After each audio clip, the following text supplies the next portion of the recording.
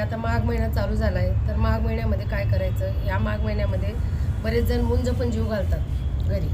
तर आपण काय करायचं? आता शहरमध्ये मुंज वगैरे कोण मुलं येत नाही, तर काय करायचं मग? लहान मुलं किरकिर करतात, तर त्यासाठी शीतळा माता ही लहान मुलांची देवी आहे. 7 प्रकारची मिठाई आणायची. हा जुना उपाय आमची आई करायची म्हणून मला पण माहिती आहे. 7 प्रकारची मिठाई आणायची, दही भात करायचा, बिनमिठाचा भात शिजवायचा, दही भात 7 प्रकारची मिठाई आपल्या मुलाला घेऊन जाऊन शीतळा मातेला हे नैवेद्य ठेवून यायचं.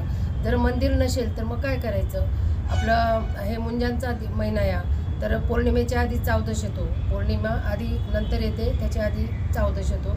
तर पिंपळाच्या झाडाखाली ही मिठाई, दही भात आणि दिवा एक लावून आपल्या मुलाला घेऊन जायचं. पिंपळाला पाणी चढवून यायचं, भस्म लावून यायचं आणि मुलांना नमस्कार करायला सांगायचं. लहान मुलं असेल तर आपण घेऊन जायचं, त्याचं फक्त छोटं बाळाला जरी घेऊन गेलं तरी चालतं.